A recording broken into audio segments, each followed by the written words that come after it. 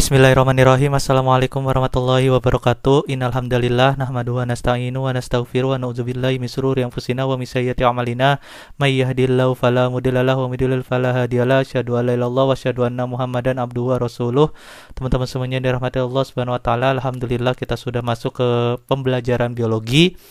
Dan hari ini kita akan membahas materi yang terakhir pada bab tentang fungi atau bab tentang jamur. Nah, yakni Lichenes. Lichenes itu merupakan lumut kerak dan kita akan perlu mengetahui apa itu Lichenes dan bagaimana reproduksinya serta peranan apa saja yang dapat ditinjau untuk kehidupan di bumi ini. Nah, sekarang kita akan membahas pengertian dari Lichenes itu sendiri. Nah, Lichenes itu sendiri merupakan lumut kerak yang dikarenakan menyerupai kerak yang menempel di pohon, tebing, ataupun batuan. Adapun Lichenes itu merupakan gabungan dari dua makhluk hidup yang saling bersimbiosis mutualisme, yakni alga dan fungi. Adapun alga yang dapat bersimbiosis dengan fungi itu adalah Cyanophyta dan Chlorophyta. Sedangkan fungi yang dapat bersimbiosis dengan alga itu adalah dari golongan Ascomycota dan Basidiomycota. Nah, fungsi dari fungi itu sendiri atau jamur itu sendiri adalah untuk mengokohkan tubuhnya dan juga dapat menghisap air dan unsur hara lainnya, seperti akar ya teman-teman pada tumbuhan. Nah, lalu yang bersimbiosis dengan fungi itu adalah alga. Alga itu nanti berfungsi sebagai fotosintesisnya. Nah, sehingga siklus hidupnya akan tetap terjaga ketika alga ini dapat berfotosintesis, sedangkan fungi dapat mengambil bahan dasar untuk dilakukan fotosintesis oleh alga. Nah, adapun di sini adalah struktur Lichenes.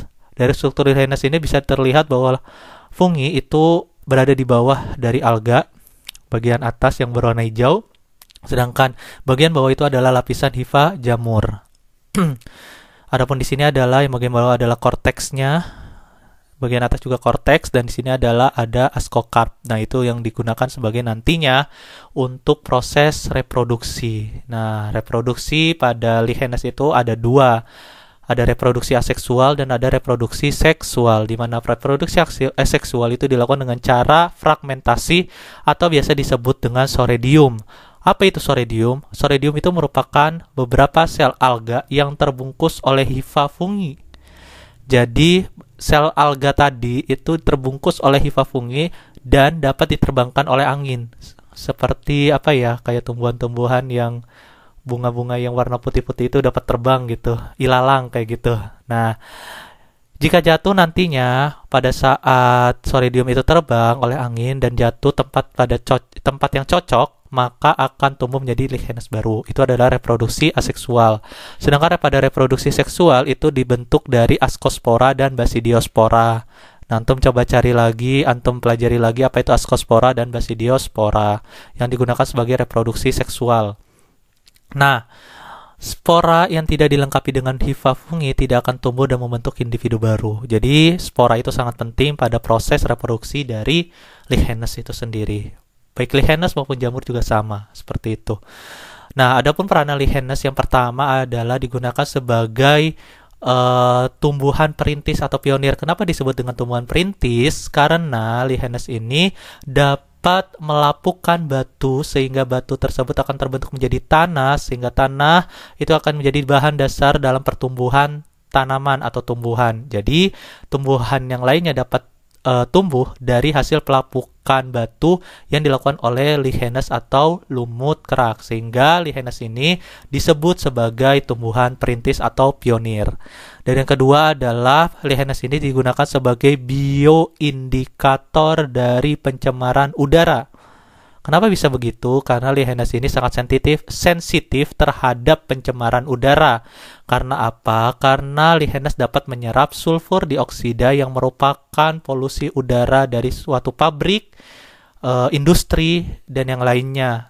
Sehingga sulfur dioksida yang bersifat racun ini dapat menyerap oleh Lichenes. Akan tetapi Lichenes tidak dapat mengekskresikannya lagi sulfur dioksida. Nah, sehingga jika suatu tempat itu lumutnya itu berkurang, lumut keraknya itu berkurang, maka di tempat itu terjadi polusi udara karena lichenes itu sensitif terhadap pencemaran udara. Nah, ini adalah reproduksi dan peranan dari lichenes. Bagaimana contoh-contohnya? Kita perlu mengetahui bahwa bentuk talusnya atau bentuk dari tubuhnya si lichenes ini itu terdiri dari 3 macam. Ada krustose, ada foliose, dan ada frutikos. Nah, krustose itu apa? Krustose itu adalah merupakan talus yang berbentuk pipih dan melekat pada substratnya atau pohonnya atau batuannya. Nah, sehingga sulit untuk ditemukan. Benar-benar ditemukan lumut kerak itu seperti apa, itu akan sulit kita bedakan antara substrat dengan lichenesnya. Nah, sedangkan foliose itu merupakan bentuk talus yang berupa lembaran-lembaran dan dapat dibedakan dengan substratnya. Sedangkan ada frutikos itu merupakan talus yang tegak mirip perdu kecil. Itu contohnya pada Usnea barbata. Usnea ini merupakan salah satu contoh dari lumut kerak dan yang nama lainnya adalah lumut kerak jenggot karena bentuknya seperti jenggot. Nah, berwarna putih kehijauan, berambut kasar dan hidup epifit atau menempel pada tumbuhan-tumbuhan yang kering. Berperan sebagai apa? Usnea ini adalah digunakan sebagai bahan jamu dan obat-obatan.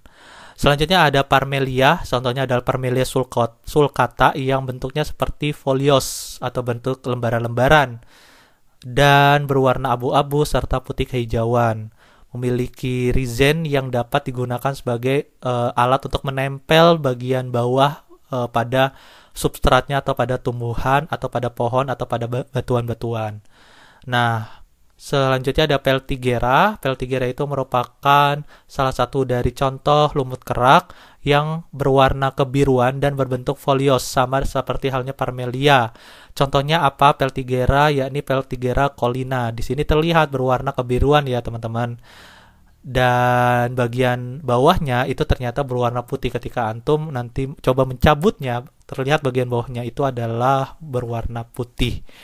Nah, selanjutnya adalah Cladonia. Cladonia ini merupakan salah satu bahan makanan dari rusa kutub. Bentuknya seperti frutikos, talus dan tegak berdiri, dan berwarna putih kehijauan seperti ini yang ditunjukkan oleh kursor. Dan yang terakhir adalah Lobaria, merupakan salah satu dari lumut kerak juga, berbentuk folios atau lembaran-lembaran, dan warnanya hijau tua kebiruan atau hijau kekuningan. Hampir sama dengan Peltigera maupun Parmelia. Seperti itu. Nah, ini adalah contoh-contoh dari lumut kerak yang merupakan hasil dari simbiosis mutualisme antara alga dengan jamur atau fungi. Oke, jazakumullah khairan kasiron. Subhanakallahumma wa bihamdika asyhadu an la ilaha illa anta astaghfiruka wa atubu ilaik. Wassalamualaikum warahmatullahi wabarakatuh.